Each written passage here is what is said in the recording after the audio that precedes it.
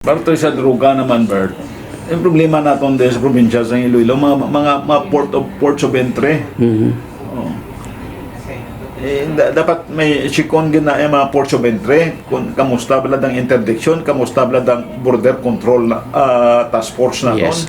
Nagapangsyon bala. Kay isang nagligad nga PIPOC meeting, gin ano ko na, check ko na. Ti aton nga aton nga idok K9 dogs for narcotics, gina-training pa lang mo. So in short kay ng mga nagaman sinang mga borders na wala sang K9 dog. Okay, sila isang PDEA kung isa diri ang ila ido sa sa airport. Sa airport lang. Because makachimpo mo pag sailo pa kung din lang port of entry siguro depende sa intelligence nga report nga mabato nila na eh. So kinahanglan gidya. So par may ara naman, ti wala ton taga gud man ineffective ang border control ta. Wala ton taga nga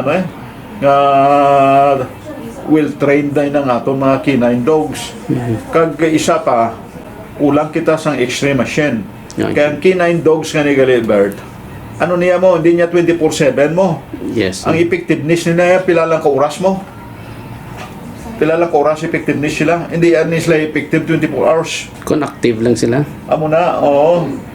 Amo nang observation sa PDEA, dapat kaya may X-ray machine nga maka-detect kung ano man nabutang da sa sulod ka slakyan, kung tinerban o ano dira nga mga cargos o baggage. Dapat may ara X-ray machine amo nang na-recommendar sa sa PDEA. So agud effective ang atong border control. Natabo sa atong diri sige ta mga atong mga law enforcement diri.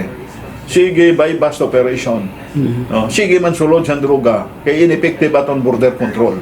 Ang supply reduction naton ineffective. Kaya usually effective, may be effective sa demand reduction but ang supply reduction ineffective amo na ang problema.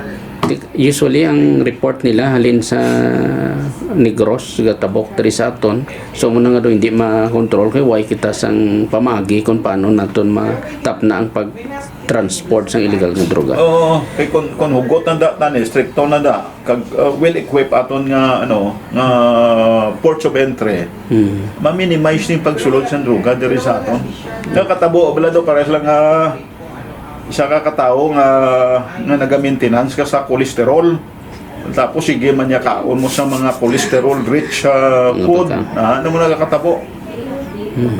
Kundi problema mangyapon cholesterol. Ti diri sa aton, hala sige kita naton kapisan sa PDEA kag sa mga kapolisan diri pagkandak sa bypass operation. Problema lang kay ang gasulod wala naton gina effectively control.